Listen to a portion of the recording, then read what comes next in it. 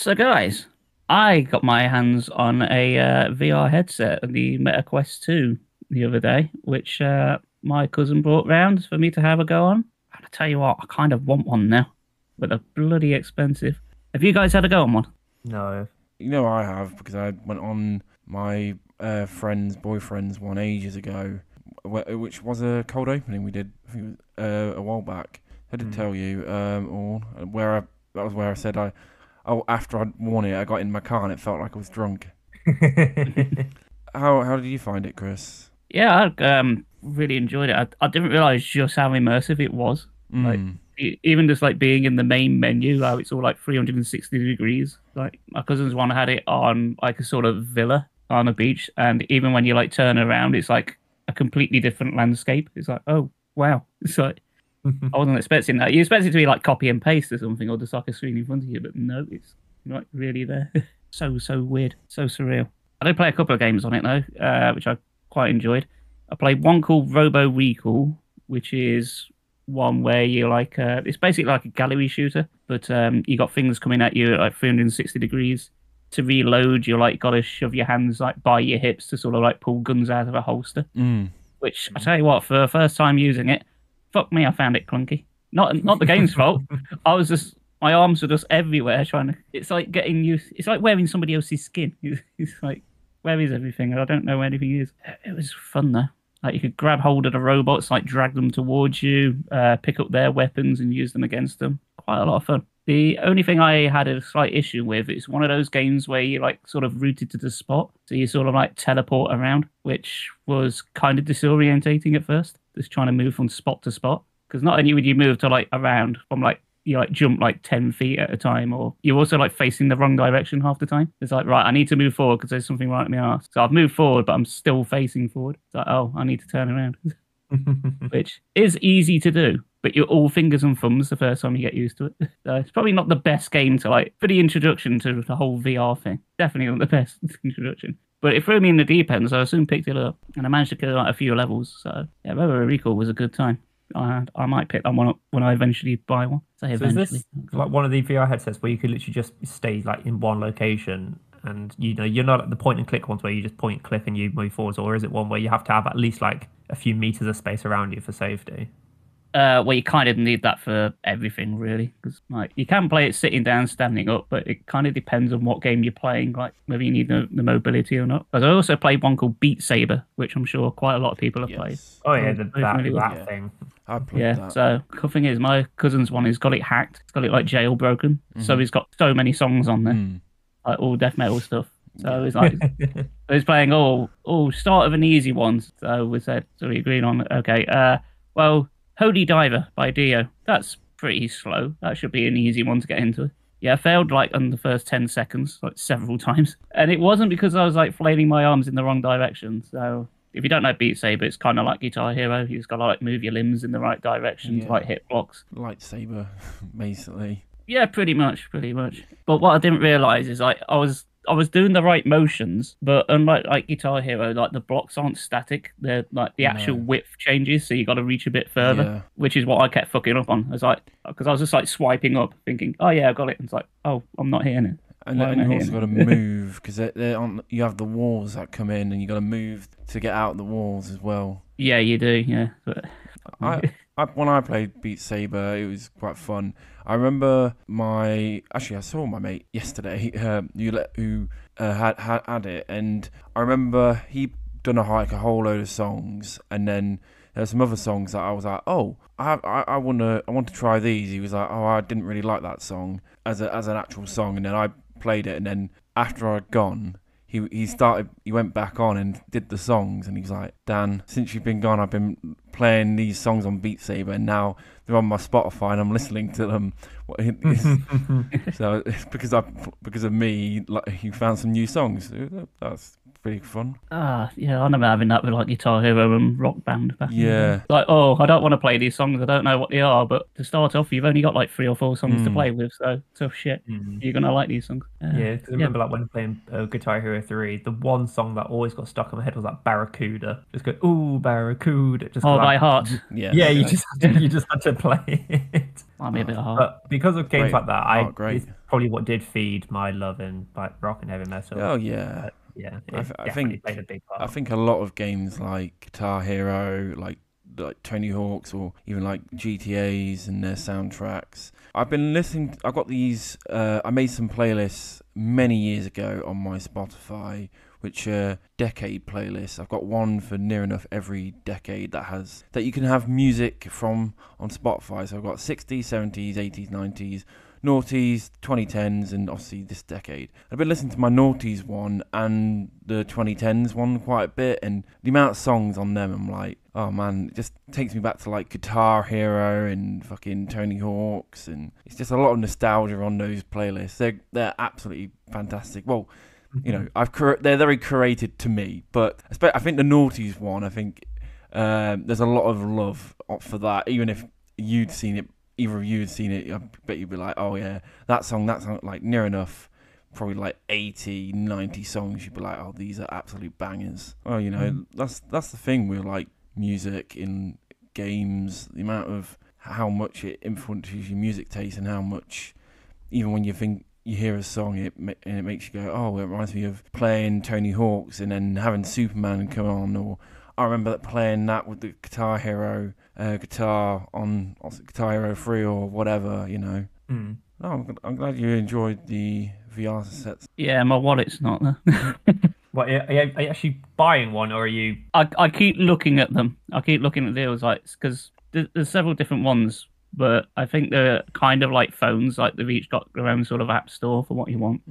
But the one I want is the MetaQuest one, mostly because that's got Resident Evil 4 on it. And I need that, and I'm willing to pay stupid amounts of money. Even though I played that game to death, I haven't played it in first person.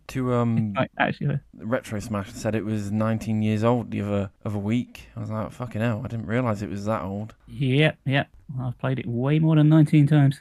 Yeah. The thing is, there's 2 different versions. There's like the MetaQuest 2 and the 3, which is not long been released, which is currently retailing about £480. Yeah, it's a bit of a chunk of change. And that's not even with the game. That's just the headset. I shall see. It's sitting in my basket staring at me, and I just want it to go down in price. I did fight about getting the version 2, which is the one I played, but pretty much all the reviews said, yeah, just get the 3 because it's better. And I'm the kind of person that if I bought the 2 version, I spent the entire time wishing I got like the better one.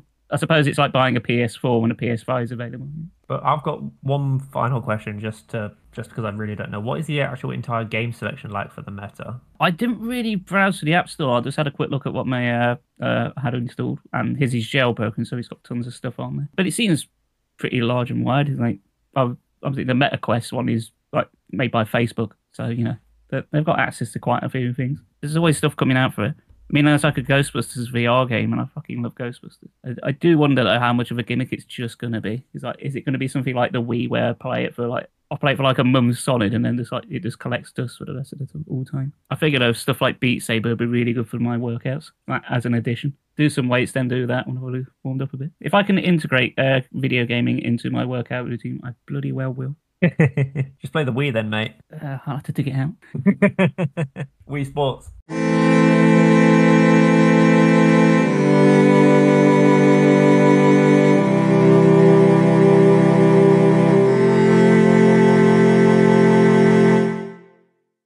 Hello, and welcome to Victory Achieved Podcast, a video game podcast where we also discuss movies, anime, music, even books sometimes, as well as other things that exist. Now, I'm not in VR anymore. I'm in real life, but I can pretend I'm VR. So right to my left is Dan. Hi. And right to my right is Brandon. What's up? I don't know. I'm not looking up. I've not got my headset on. The ceiling, then the sky, and then space, and then galaxy. Yeah, we get that. Yeah, I'm quite sarcastic. When somebody asks me, like, oh, what's up? I'm like, hot air, gravity, name a few. It's a loaded question, man. Quite a lot. So, how have we all been? And what have we got to discuss this week? A few things. Oh, I ain't bringing much, but got a lot of game updates. But otherwise it's been, same old, busy week, working, trying to socialise on one week, trying to just get through life the other, and then I can record with you two lovely boys. Socialising, I remember that. Yeah, I don't know what that is. So what's hot off the press? What's new? What's happening? What's the happening thing? What are kids down with? Well, I've got a piercing again. Not told you yet, Dan. I've been saving it for this. I've got my septum re-pierced. It's back. Hey. So yeah, that happened. I did that because a group of people from work went to get their septum pierced, and I was too busy one day. Then when I found out that a lot of people got pierced, I was like, I've been debating it for a while to get it redone, and then that just sort of gave me that final push to be like, yeah, I'm getting it done. So yeah, the septum piercing's back. When you say group of people at work, that makes it sound like you've just gone on a field trip one day at work. It's like, yeah, leaving the lab. Right, we're all going to get a septum piercings. We have got quite a good sort of friendship group on at work, so it was things like just stuff like that, or some days we'll just go on payday, just go to the pub or whatever. But yeah, a group of people went to get pierced. I think some people are maybe going to potentially go get tattoos, and then there's just me, little lonesome me, because of my stupid work schedule. I'm always missing out on stuff. I was like, fuck it, I'm gonna go. I'll go by myself if I have to. I did. Well, I've been bugging my workmates by singing fucking Hazbin Hotel songs at them because they will not leave my brain, which I suppose I may as well just jump straight into. Yeah, I finished Hazbin Hotel because the final episode just aired this past Friday, so they've had 8 episodes. Yeah, it was really good. Really enjoyed it. So I said last episode I fully enjoyed it, but yeah, it continued to be good. I didn't think the songs in the second half were as good, but the actual show itself, very entertaining. It left a bit of a cliffhanger, so I'm excited where to go with season 2. Yeah, I think for me is I just want to watch Helluvah Boss and then Hazbin Hotel, so that's why I've not watched it, but I will. We all have a bit of a backlog of stuff, and I'm just still trying to go through all of that before I start anything new. But I do plan to watch it myself. I'm glad you enjoyed it, though. Yes. Well, you mentioned Helluvah Boss. I've actually binge watched all of it this last couple of days as well, because honestly, the episodes are only 15 minutes, and they're all available on YouTube, so you can watch them for free. Yes. And having watched it all, you don't need to have watched it to watch Hazbin Hotel. Oh, no. They're two completely unrelated. I'm aware. Yeah. They are made by the same sort of person, and they sort of share the same universe, but don't really interact. I think there's a couple of Easter eggs in backgrounds here and there if you pay close attention. Reference them, but that's as close as you get. Helluvah Boss was all right. It's about basically it's mostly about an imp called Blitzo who runs a hit squad to sort of seek revenge on people who got sent down to hell, who were annoyed how they got killed, so they go up to kill their murderers, basically. Hijinksing too. Again, it's got songs in it like Hazbin Hotel, but I don't think they're quite as catchy. I mean, they're just sort of there, and you can tell the Hazbin Hotel has had all the budget put into it, and I say it's done on the cheap. It's clearly not done on the cheap. But you can tell it's not got as much production value as Hazbin has. No. Doesn't hold it back. The animation's still very good. The voice acting is top notch, and I do recommend it. I say it's free on YouTube, so there's nothing stopping you from watching it right now. Yeah, I do. Like I said, I think it's just because that came out before Hazbin Hotel. That's the only reason I want to watch it before. It's not because I need to watch it before Hazbin Hotel. I think it's just chronological release is why I want to watch it before. Well, they're still bringing episodes. They're still bringing episodes out for Helluvah Boss as well. Yeah, I didn't realise that. I thought it was all done and dusted. It's yeah. And then the last one I seen was all mid-season. I only uploaded last month. It was I thought this wrapped up a couple of years ago, because the Hazbin Hotel pilot was 2 years ago, give or take. I thought, it was all done and dusted. I just need to catch up. But no, it's still going. I don't know if they've got any ideas when the next episode's out, because they've been doing Hazbin. So I think it's just taken me. It's gone on the back burner now, but we'll see. I'm sure it'll be out before too long.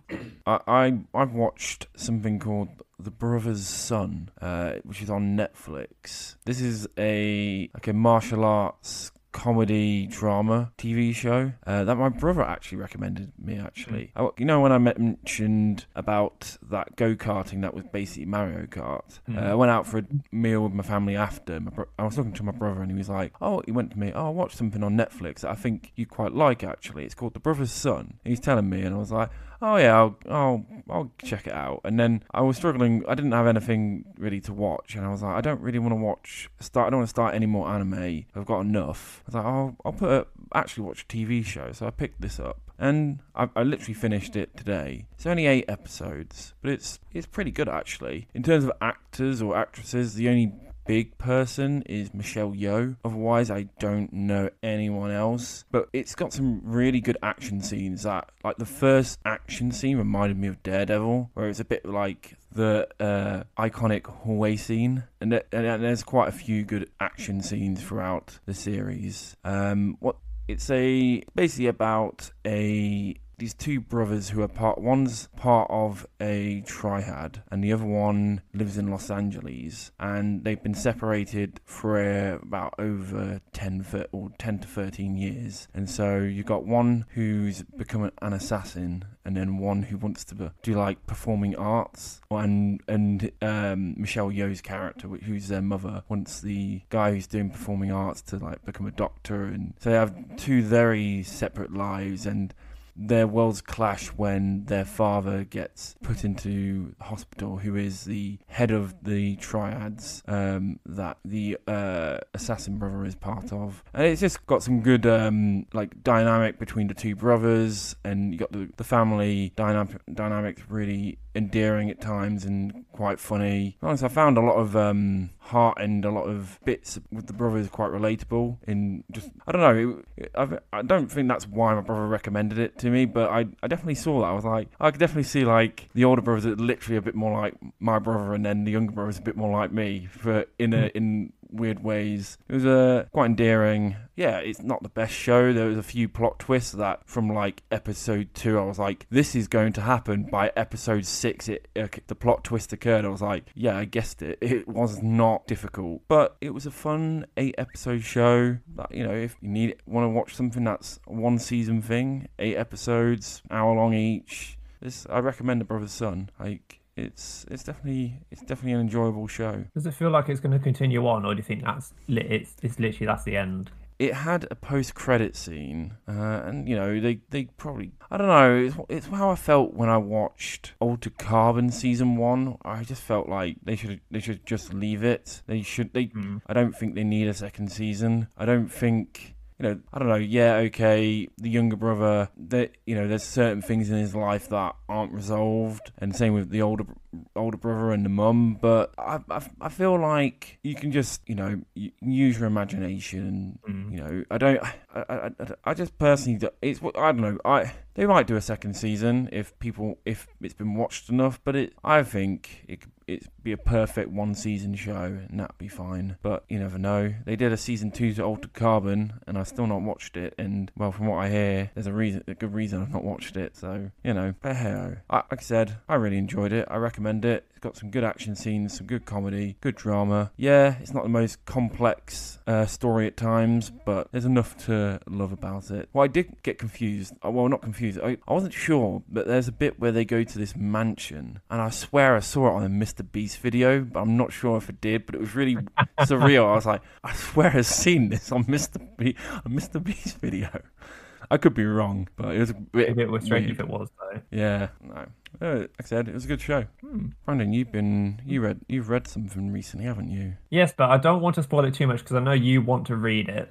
Yeah. Well, how far are you at the moment? Last time I checked, it was chapter 52, but I've not read it in months. Well, without spoiling too much, I've basically been reading Call of the Night, and we spoke about the anime before on the podcast. I'm not going to go into too much detail about that, but for people who maybe don't necessarily know, it's about a kid called Cole, and he has trouble sleeping. So he thought, okay, well, not trouble sleeping, but he's bored of life, bored of school. One day, was struggling sleeping, went out and met a vampire called Nazuna. And basically, the series goes off with them basically hanging out in the night, and Cole wants to become a vampire so he can escape the realms of the day. I finished reading it, and I'm going to rate it as a solid like 8.5. Like, it was a pretty damn good read. The only if I was to break it down overall, I'd say like the manga clearly has 3 individual arcs. So if it was to be animated, I can definitely predict what the 3 seasons, like if there was to be 3 seasons, I could tell you exactly what's going to happen in each of the 3 seasons and where roughly it will end. So season 1, as we know, is about just setting the scenes and everything. Season 2, I'd describe as like you feel everything happening. Like you feel like there's a lot of character development finally happened. It feels like everyone's starting to make progress. Season 3, again, it just steps it up a notch. Like the actual stakes are now higher, and then it comes to the ending. So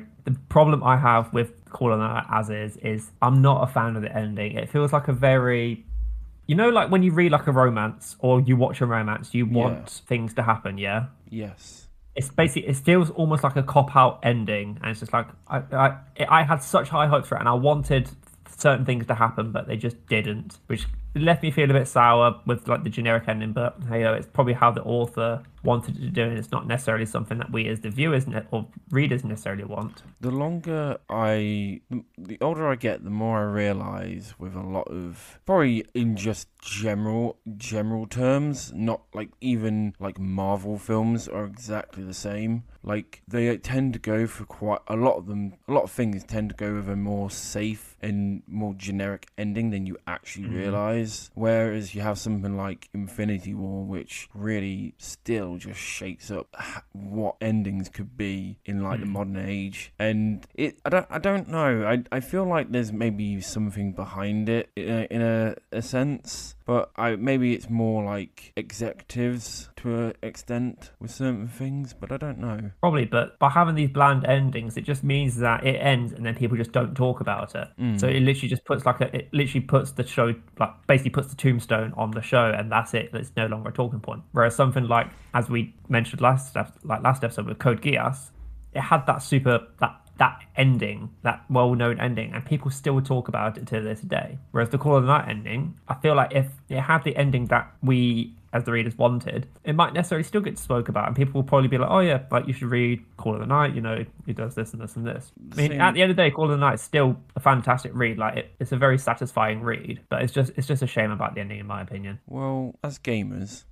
just think about some of our favourite games. Do we remember them because of the ending or the journey? It depends on the game. But for me, it depends on the game. Like sometimes the journey could be a bit shit, but then the ending is nice, or it could be the other way around. Like it could be, whatever. But most of the time with games, I mean, certain games, I like the journey. But certain games, I like the ending because it just makes it feel complete.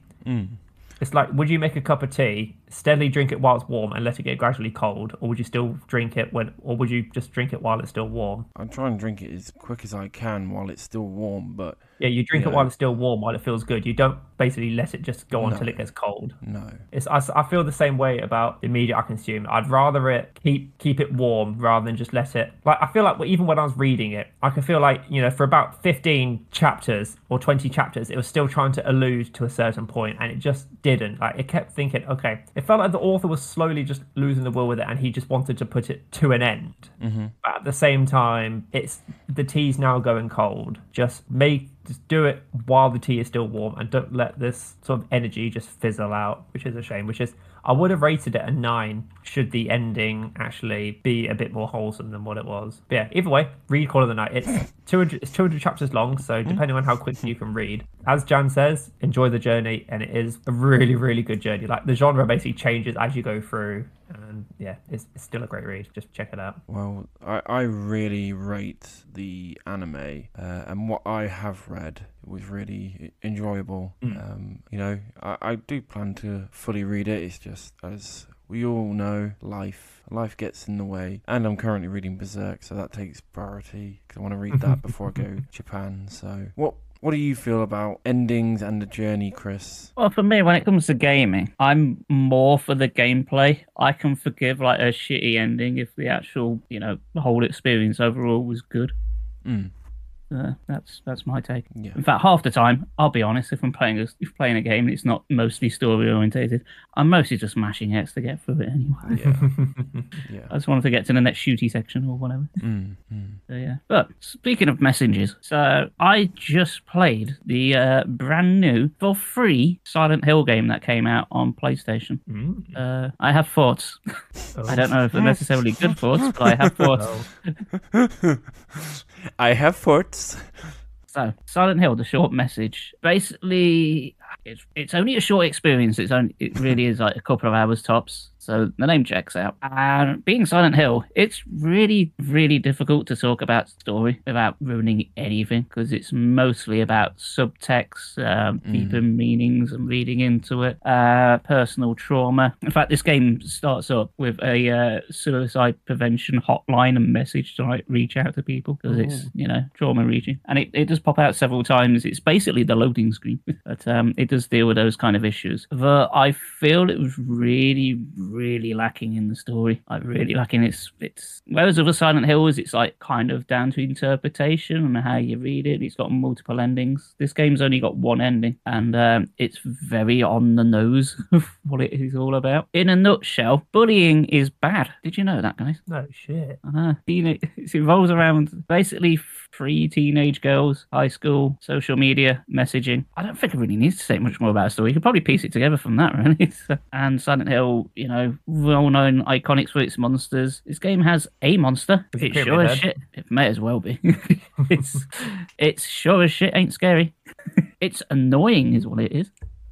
Oh. Very annoying. So this game feels like it's trying to be PT. If you played that, there's no combat. It's just a walking simulator. The closest you get to like any sort of action is when the monster turns up. It's just your character like running through hallways trying to dodge around it. So it's coming to the left, so you run around a sort of square shape and sort of to navigate past it. That's pretty much it. And then you just find like stuff lying around, like journal notes, that kind of thing. Just pick them up, and that's like your collectibles. But there's no achievements or anything in this game. Because it's pretty much a one and done experience, so I'm not going to play it again. But looking online, people seem to say, we're kind of worried about the Silent Hill, like the future of it. It's not looking great. This game's called Silent Hill, and it has like personal trauma, like every other one, but it doesn't take place in Silent Hill. The whole thing takes place in like a sort of condemned sort of block of flats, and that's pretty much it. You never go outside or anything. That's a bit strange. It doesn't seem like Silent Hill at all. Yeah, no, it doesn't.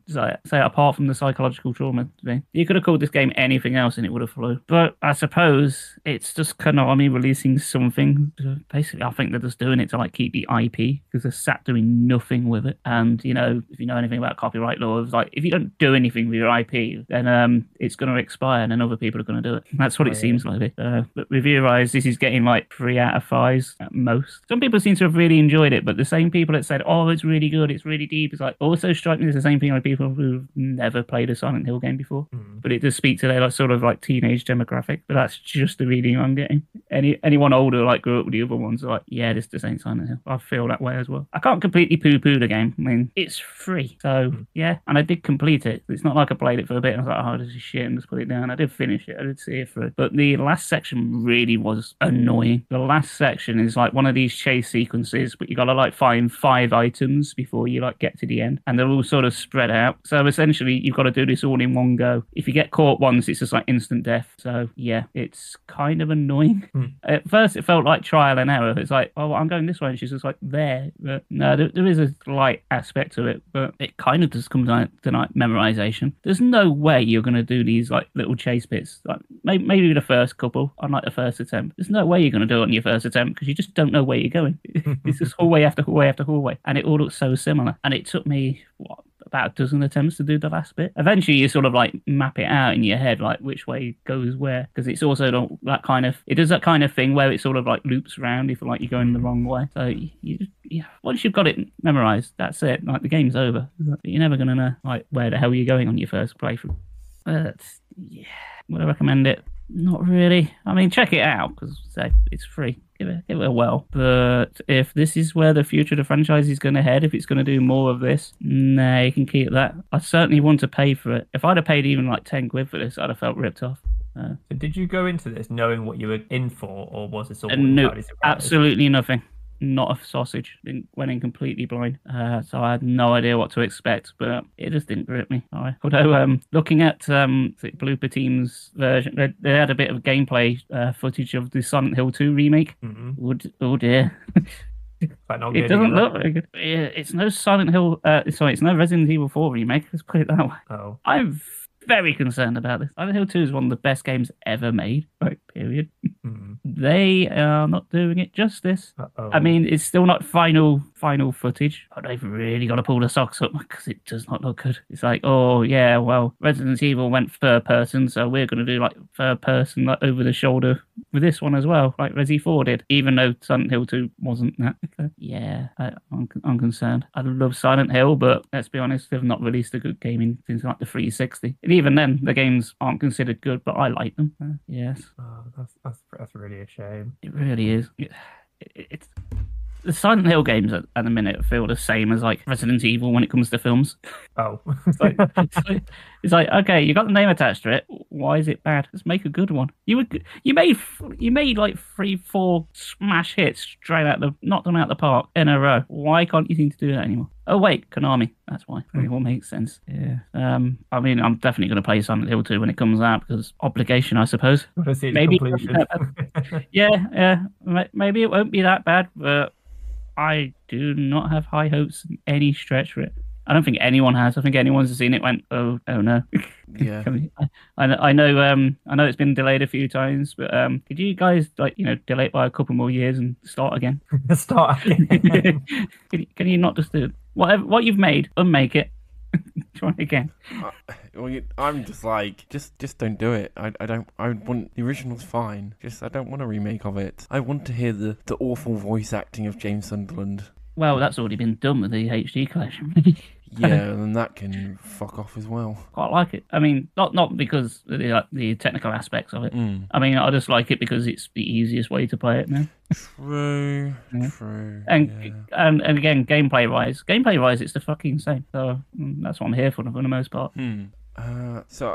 Last episode I mentioned I've been playing Bowser's Fury literally the day after we recorded. I beat it, 100%ed it. Still, everything I said last episode, still true. It's a fun, short Mario game, pretty easy, and there's a few things that after I'd beaten the story, I was like, yeah, I can see what they're doing. It was like the same old things. I was like, yeah, okay. And then the day after that, I actually finally beat the story of Pikmin 4. Yeah, man, that game is still so fucking good. Easily one of the best games that came out last year. I said it before, if you've never played Pikmin 4 is probably the best Pikmin game to have a go. I'd probably say it's the best Pikmin game. I would love Pikmin 2, but I think Pikmin 4 is better. But so yeah, and I finally beat Act 1 of Baldur's Gate 3 after 45 hours. I pretty much nearly 100%ed Act 1 as best I could. There was a few things I've missed, some because the game updated after I'd done them, and then a few things is because there's so many different choices. There's certain things that you can't do just in general, because if you make one choice you lock yourself out of other things, because that's on a game like that with so many choices, that's just what you have to deal with. I absolutely love Baldur's Gate 3. I've started Act 2 now, and still good, still Baldur's Gate 3. And then I forgot that you two have spoken about it on the podcast, but I've been playing Hades quite a bit recently, really enjoying that. So yeah, that's all my gaming. I've gamed a lot, but everything we spoke about on the podcast before, so that's all I have to say.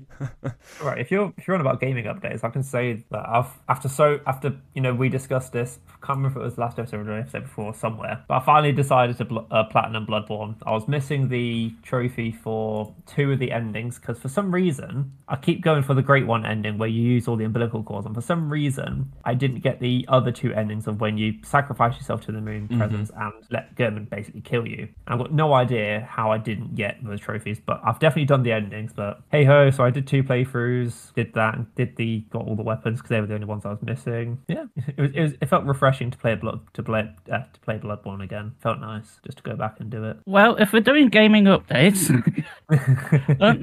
on the last episode, I was talking about the Lords of the Fallen reboot, and since last recording, I have finished it. And I've got to say, as it went on, it got a lot better. I mean, I thought it was a bit clunky to start, but as it went on, as you had more places to explore, more bosses to fight, more equipment to play with, it got a hell of a lot better. I really enjoyed it, so much so I started a second playthrough on live streaming. Honestly, some of the boss fights in it were really good. Like, some of the best ones I've had, like, period. There's a couple like I've got a really good gimmick to them. Like one boss, for example, I had was against a sort of like giant undead crow thing, but you didn't attack it directly. It, like summon the ghost, and that ghost summoned more enemies, which you have to attack the ghost, but you can't, like, if you remember in the last one, it said like there's like a mortal realm and a sort of undead realm, and you can only fight the ghosts by going into the undead realm and fighting it. That's what makes sense. But say the target's not the crow, but the crow like acts as a sort of like it does like AoE attacks for you to like dodge. So you're dodging that, you're trying to attack this ghost who like disappears and teleports around the arena from time to time, who summons in more ads. But honestly, it starts off like small, like okay, that's a gimmick, hit that, but she summons more and more things in, and the stuff she summons in gets progressively harder. So you start with like normal enemies, but then you get like, you know, like the sort of mini boss enemies that come in as well. And honestly, it kind of reminded me of the old Ivory King boss from Dark Souls 2, where it feels more like a sort of scale battle, because you can also bring a summon in with you, so it's like, oh, you're dodging and balancing a lot of things, but it felt really satisfying, and it wasn't like stupidly difficult. You just gotta like keep track of everything that's going on, monitoring like every position you're in, so you never once felt safe, but in a good way. It was just a really good fight. There's a couple other good ones as well, like there's a boss that sort of like repeats, like reoccurs every now and again, and even he puts up a really good fight at the end. Like when you finally take him down, it's like, finally, take that, you fucker. Kind of like having Nemesis from like Resi 3 or something in like Dark Souls 4. Like, you can stay down. Yeah, if I have one major nitpick with this, progression's weird. There's a couple of times where I thought, okay, I've beat the boss, onto the next area, only to find it like loops me back to like the main hub. I was like, oh, well, where the fuck do I go now? Legit, just to make progress, you have to go to an area that's about 2/3 of the way through a game, to like a boss arena. That there's no indication of you have to do that, but you have to do that. You just have to know to go there. Which I'm sure if you like talk to all the NPCs and listen to all the dialogue, like, and really let it sink in, you probably know where to go. But you know it's a problem when you go into Google and it like auto fills what it's like. Where the fuck do I go? But that aside, now I know where I'm going. Yeah, I really do highly recommend it. Like, really do. I was a bit on the fence with it. I wasn't sure whether I liked it or not, but it got a lot better. So, guys, try Lords of the Fallen too. Well, Lords of the Fallen reboot. Seriously, it's pretty good. I really liked it. I guess there's our updates. Yeah. What else we got, boys? I mean, I've watched new stuff, but I haven't finished it yet, so I can't really make a solid opinion of it until I'm done with it. Well, do you have a sneak peek of what you've been listening to or watching? Well, I've been watching Full Metal Panic. So after Code Geass, I was like, okay, I feel like watching another early 2000s anime, and Full Metal Panic was one that kept cropping up on sort of my suggested to me. So I thought, pick it up. It's another mecha anime. I say mecha loosely. You know how Code Geass is mecha, but it's got themes around it. So it's more like that. Again, set in a school, and it's essentially just got to protect. These soldiers have basically got to protect this young girl because she's what's called a whispered, so she has like certain powers. And yeah, it's just basically just them protecting her. I'm only 6 episodes in, so I don't really know anything that's happened apart from they protected her once. There's probably a lot more protecting coming up. I've got a question for you two, actually. Is there a game in your backlog that you've either not finished or never played that you want to play and finish this year? Baldur's Gate 3. Okay. Maybe, okay, one that's been in your backlog for years, not a more recent game. Like, I know what I'd probably say The Last Story for me. That's been in my backlog for years, and I've never played it, and I really want to play it. So that might be a game I want to dig out and try and play. Is there anything like, I don't know, you bought it in like 2013 or 2008, and you've still not played it or beat it? I'm just looking for my Steam library, see if there's anything in there screaming out at me, but I don't see anything on my Steam. I need to finish Tales of Arise on PS5. That's a bit more recent, but that's one that I bought when I bought the PS5, and it's one I wanted to play. And I started playing it, put about, I don't know, 6-8 hours into it, and I keep getting distracted by other things. I hear it's really good, but then it's a long JRPG, so... The Tales of games are... you kind of know what you're getting in for. Yeah, like, I remember... When I was speaking to my brother about games, he was like, "Oh, I'm playing Resident Evil 2 remake," and I was like, "Oh," we were talking about stuff, and I mentioned Baldur's Gate, and he's just like, "Yeah, I don't have the time to play those long games anymore," and I was like, "Yeah, neither do I to a certain extent, but then if I'm really like it, I will set aside that time to play stuff like that." But yeah, and that's what's quite one of the things why I want to play The Last Story, because although it's a JRPG, I think it roughly takes about 30 hours to beat, 30 to 40 hours, and I think a lot of the like bits where you need to grind, it's more natural than other JRPGs. I think that's one of the things why I want to play it. Probably a bit like Super Mario RPG, because you said you didn't really need to grind up any levels. No, you just sort of like do it naturally. So it's like the whole game's like built around like tactics and that. So much so that there's been so many like level 1 runs. Like if you just play smart, you can just get by. Like the leveling up is more of a safety net than anything. Right. Tell you what, slight change of subject. I'll tell you what I am looking forward to for. That's out on PS Plus in a couple of days. You guys seen that game Steel Rising, which is like it's the Souls-like games that's like set in like Renaissance France. Did you play as a sort of robot? Steel Rising. It's got. It sounds familiar, but I'm not really sure. I think it came out like 2 or 3 years ago, probably longer. But it's got Lies of P vibes. Yeah, I just saw a screenshot of it. Yeah, it does very much look like Liza P vibes. Yeah, I've thought about taking a chance on it a couple of times, but I've never once seen it like cheap or on sale. And even when it had a 6 out of 10. Yeah, that's what I mean. Like I've never seen it like it's like reviews are just like on the fence. So I think even when it has been on the sale, it's still been like 40 quid. It's like no, I don't want to really pay that for a game I don't know if I'm gonna like or not. Reviews are kind of meh, but it's coming on PlayStation Plus like in a few days, so I'll play it for free. Sure. Look forward to that and the review for next week. I think I might tag you for that one. Yeah, I'm going to grab that. And I have actually played one more thing, which is I've just reminded myself of. I haven't played it an awful lot, but I've got enough to get the gist. All right. Have you guys heard of a little game called Brotato? Yes. Yeah. No. You not heard of Brotato? No. Bro. I had to squeeze that one in. Yeah. Have you played it at all, Brendan? No. You might like it. I'm a bit on the fence with it. It is, Vampire Survivors? Yeah, of course we do. I'll do that but put a potato in it. Yeah. Pretty much. That's pretty much it. Real Survivors, yeah. Yeah. So here's the thing with Brotato. The graphics are a bit like Binding of Isaac-ish, although it feels like a pale imitation of Vampire Survivors. There seems to be a bit of a lack of variety in like the levels. Like they all look.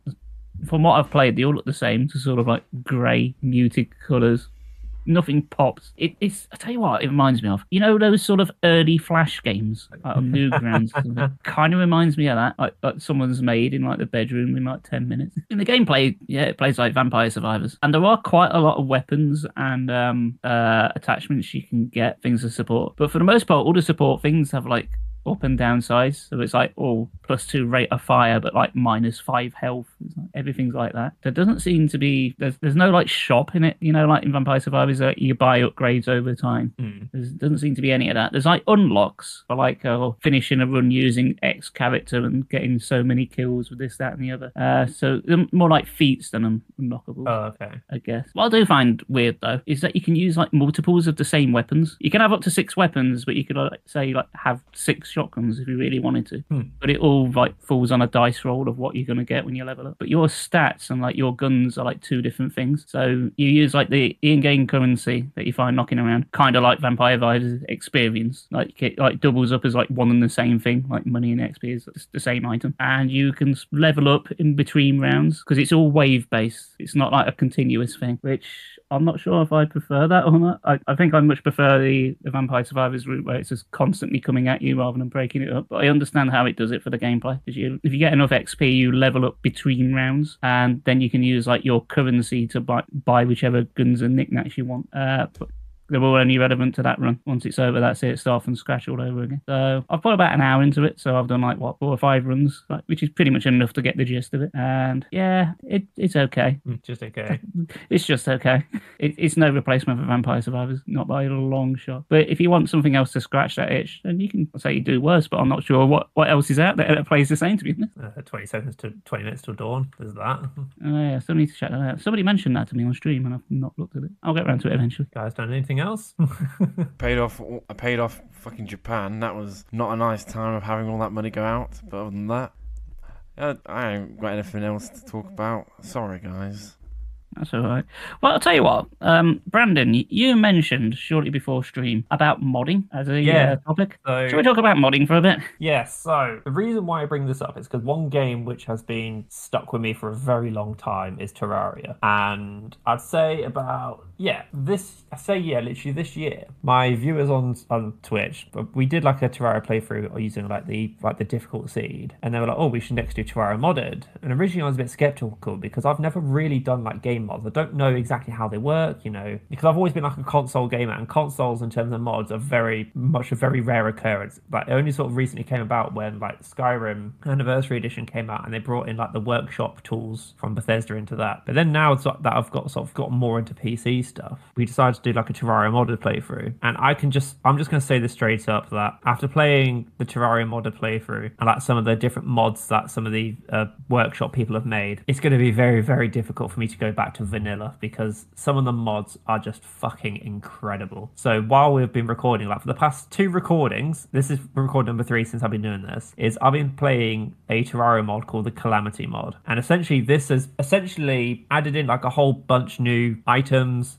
rather than having your usual sky islands, you now got like planets in the air with labs. There's also laboratories in each of the different biomes which you can explore. There's whole new biomes, there's whole new bosses. They've completely transformed the game, and literally I'd say even doubled the size of the base game because of the mod, and also all the other quality of life stuff that comes with it. And it's just been an absolutely phenomenal experience. Like it feels like I'm playing a new game, because originally a lot of people were wanting a sequel of Terraria to come out, and everyone was thinking that Terraria 2 was going to come out, and Relogic were working on Terraria 2, but it never sort of gave fruit from the fruit tree. The tree just started to rot away, and they just basically kept investing into Terraria. And Terraria base game itself is more than 10 years old, and it's towards the end of its lifespan. So mods are the way forwards to bring life to the older games. And I thought, as a point of discussion, like, have you guys ever experienced like with mods in games, or even if it's simple stuff like Pokemon mods or Skyrim mods, your generic RPG mods or anything, like what sort of mods have you guys do you know about, or what have you experienced? Well, I've not really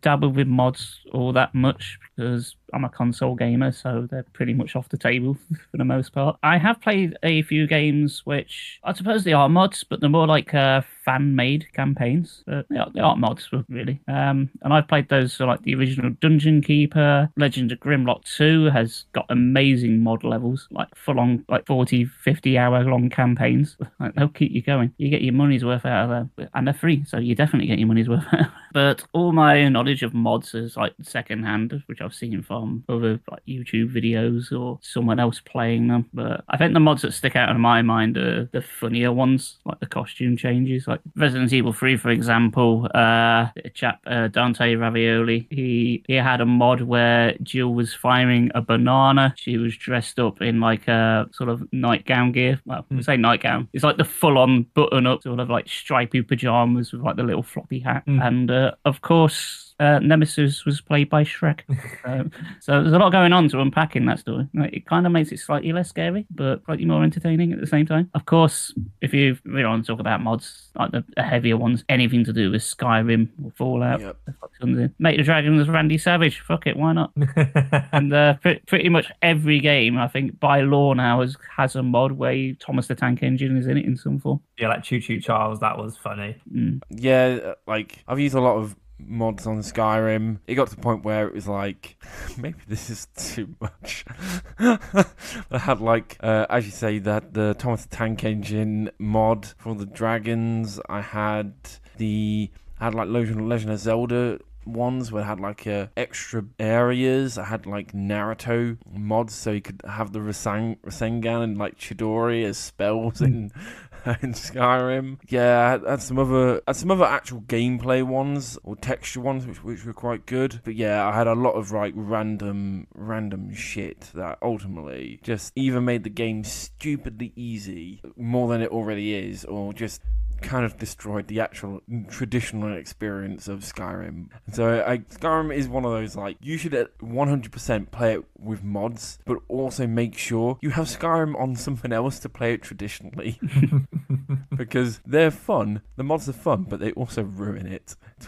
I know you could just be like, just turn it off. So there's also that. But, you know, because I had a mod where, it was a Zelda mod, so I had, like, the Zelda armor, and one of the pieces of Link's armor was so easy to smith and sold for so much that I just made so many, and that was just my source of gold. And then it was just like, why am I doing this? I don't need all this gold. But I had like over 1,000, and you can't sell them just like that. So I had to wait days and days and days, and then to make more and more and more, and it's like, well, at least I'm never going to run out of money, but it's just excessive now.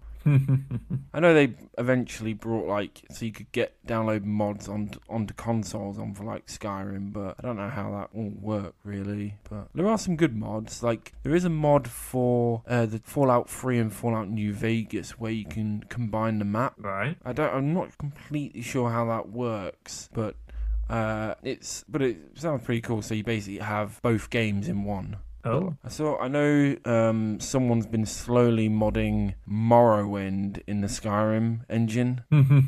I remember I downloaded a few like mods or cool maps for Killing Floor many years ago. One was the Kakariko village from A Link to the Past. Yeah, there's just little things like that, really. Thinking back, I have played a couple of randomizers. Oh, they're mods, aren't they? Yeah, they're mods, yeah. Obviously, I've done like stuff like Pokemon Nuzlocke, Pokemon randomizers, and they're fun. Especially if you're doing like undersort randomize, because you don't know what you're gonna get. Especially if you mod it into like put the national decks in, so you can like play Gem 3 and it's got like fucking everything. They're fun. But one mod you were talking earlier about games that we've yet to finish. I've yet to finish the randomized run of A Link to the Past. I just keep getting soft locked every fucking time. And one day I'm gonna do it. I'm gonna fucking do it one day. Looks gonna be on my side. How did that randomizer work? A Link to the Past one. Yes. Yeah, basically all the contents in the chests have switched. So, okay. So I got stuck on my last one because I could not find what was it? I couldn't find the bow. I think it was. And without the bow, you can't do like the first dungeon in like the Dark World. I was like, oh, what the fuck is it? Chances are it's probably behind the boss, so I need to kill the boss in order to get it. I'm pretty screwed. That's why I like checked everywhere. But every time I've like thrown my hands up and go, oh, that's it, I can't do it. I'm pretty sure I must have missed a chest here or there because there's one or two chests in Zelda. But I like to think I know the game very well. I think I would have checked them all, but I've attempted like 3 or 4 times and I just seem to get soft locked in one way or another. But I'm determined to beat it one day. Have there been any other game mods you guys have ever wanted to do, but purely because of like accessibility reasons, obviously being on console, that you've never really had a chance to do? I'd love to do like Resident Evil randomized. Like everything just all the items switched around. It's like they start the game with a minigun, but I've got no fucking ammo for it, so it's actually way harder than it sounds. It is see a game like that where it's like puzzle based, where you need like locks and keys, will completely force you to play it extremely differently because you just don't know where anything is. Stuff that you sort of run by a room without giving it a second thought, thinking, there's only like a herb and ingredients in there. It's like, oh no, that's got the thing I want. Unfortunately, there's some really hard enemies in there, so but I want to try that. Dark Souls, like the first one, I even bought on Steam to try and randomize it. Couldn't get the fucker working. I followed the guide to a T and it did not fucking work. I was a bit annoyed by that. So I bought the game again. Actually was on the Steam Workshop, or do you have to do it like some sort of dodgy way. You know, it was years ago, so I can't really remember. But I'll probably have another look at it because I've not really looked at much at the Steam stuff. Because I'm a complete noob when it comes to modding. I generally don't know how most of it works. I'm an The old way it man. works with the Terraria is you've got like a separate Steam thing. So you've got Terraria base game, but then you've got what's called T-Mod Loader, which is basically the modded version of Terraria. And literally, it's just a case of if you find a mod, you click download, and it just does it for you. Then you can manage it and just choose which ones you want active. It's like very, very straightforward. Yeah, so it's a bit like the fan campaigns on Legend of Grimrock. It's just like a download and it does it all for you. I think it's a lot more sophisticated now than it was like even like 5 years ago. Oh yeah, like going on like some sort of dodgy websites, downloading your file, like putting it into your game files and doing all sorts. Yeah, you got to start fucking coding it, and that's like I ain't touching that. If I put one decimal point in the wrong place, the whole game doesn't work anymore. Yeah, opening up C prompt and Notepad, trying to get the mod. Yeah, fuck that. Actually, that's a mod which I would really like to try, because when we had Worldy on and we were speaking about speedrunning, there's obviously, I can't remember if we spoke about it, but Yu-Gi-Oh! Forbidden Memories is an infamous game for speedrunning because of all the RNG. And there's one particular speedrunning category called the 15 card category, where every time you defeat an opponent, rather than give you a single card at the end of the battle, they'll give you 15 from their pool. And I can't figure out how to get that to work, like based on like the emulator or whatever. But that would be one mod I'd like to try, just in terms of like just one day as a stream, just be like, okay, let's try and do a 15 card speed run. Like usually they can get done in like a couple hours or whatever. Or maybe not even that. But yeah, that would be one thing which I'd really like to try. Yeah, you just remind me of a mod I did download, which was for the original Tomb Raider on PC, which was to switch the controls so that I could use an Xbox 360 controller, because... You have to get a mod for that? Yeah, because on Steam, for original Tomb Raider, you have to use keyboard and mouse, or basically keyboard. Oh. Yeah, now you can see why. It's a bit extra that you need to download a whole mod to do that, not just have it in the base game. But that's how they were on PC. That's why people always played them on PlayStation.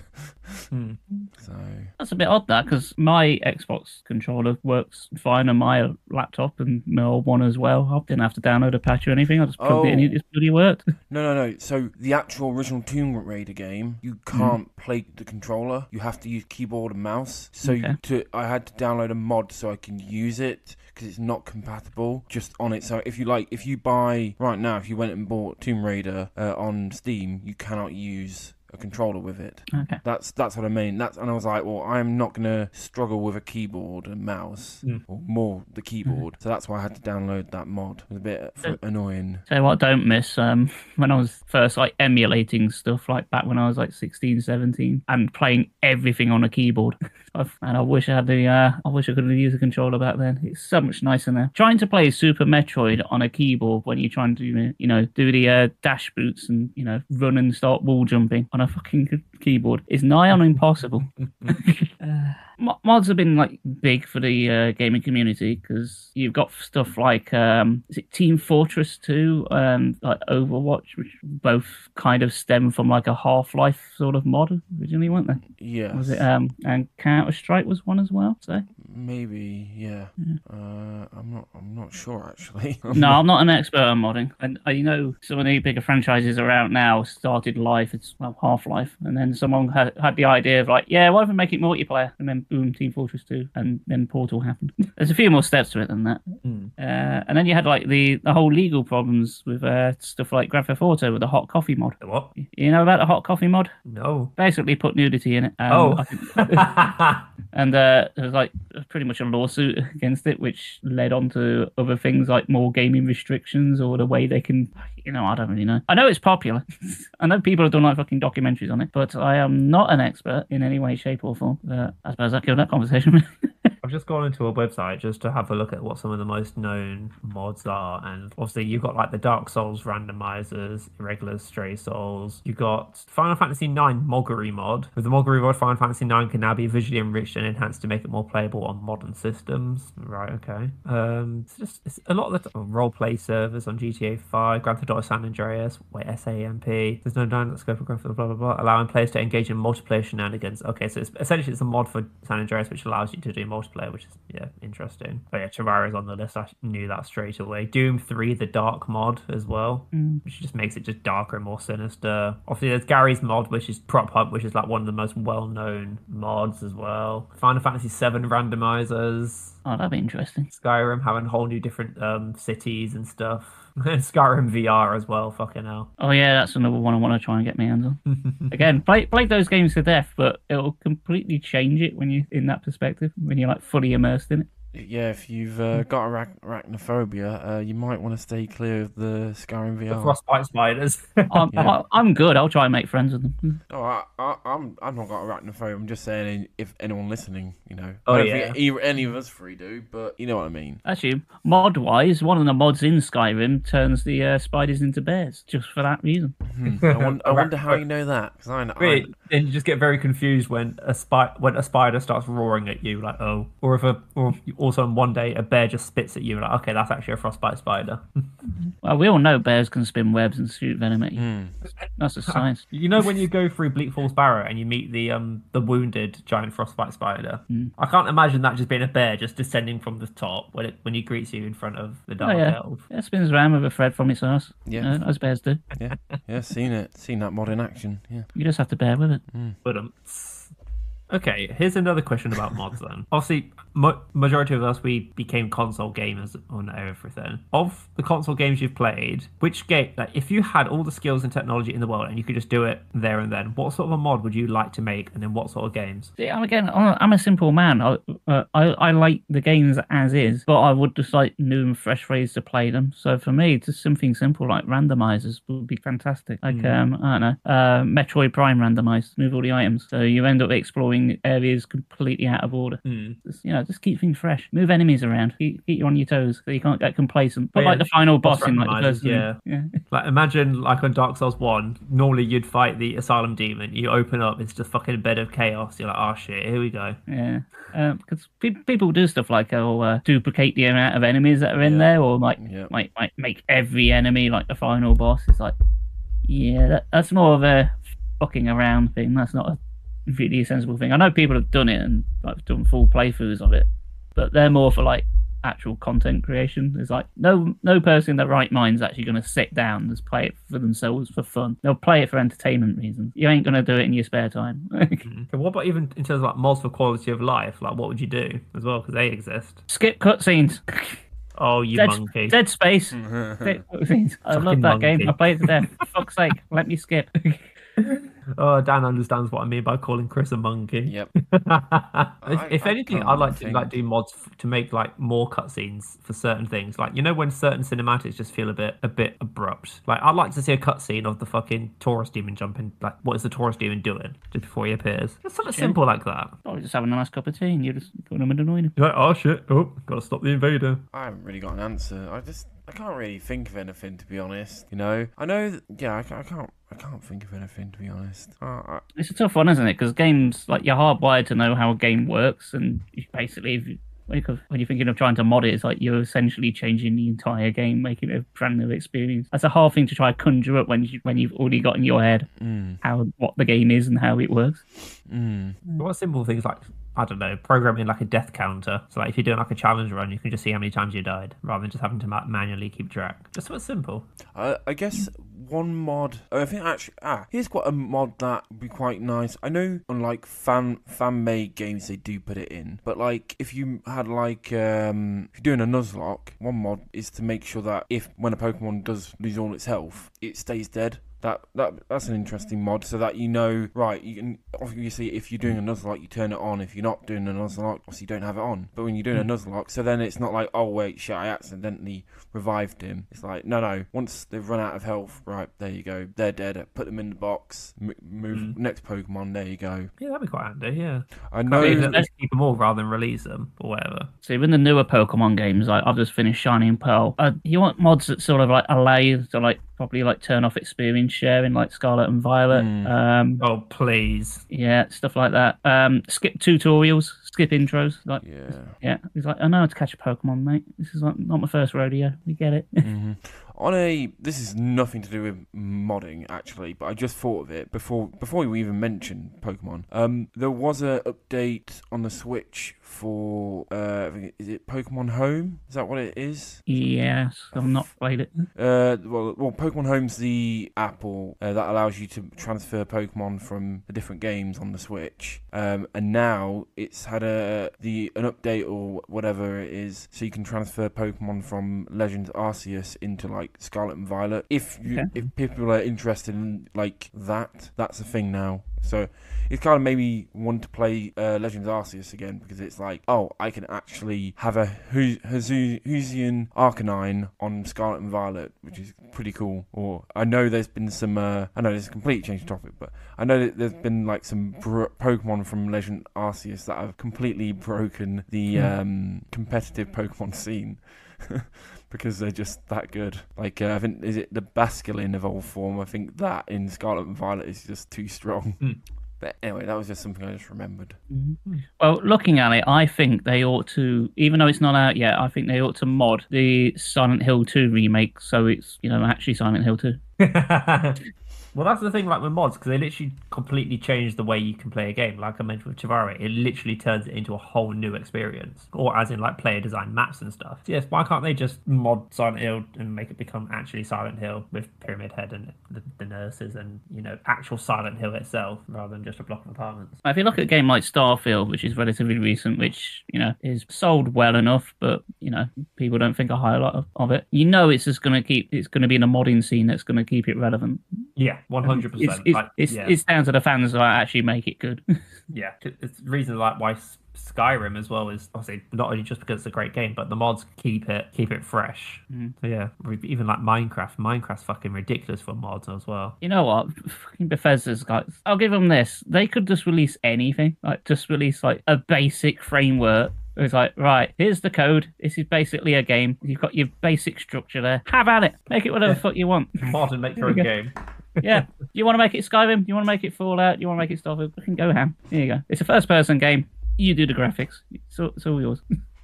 I do feel like it seems that it's quite often it's the Bethesda games which tend to get modded the most, like, out of a lot of other gaming companies. I don't know why. Because they're quite open. There's a lot of options from the get-go. Yeah. Very broken as well. Very broken, yeah. Mod to fix it. That's a thing as well.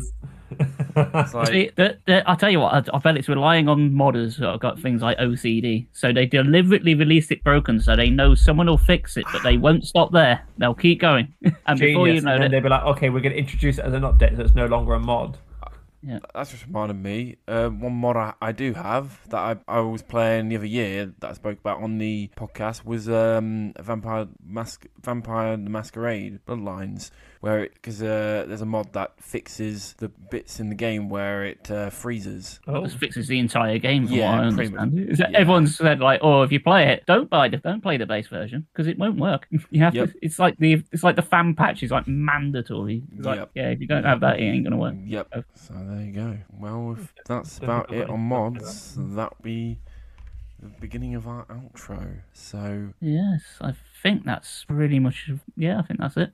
Well, you can, as always, you can find us on the social medias, the Facebook, the Instagram, the Twitter. You can find us on Spanky's YouTube channel, and you can watch these two lovely boys on Twitch, Sibaka and Spanky Rambles, and you can listen to us on all your podcast streamings. Thanks for listening. I don't know what else to say. If you're on the internet, right, you can find us. It's essentially what we're getting across. Yeah.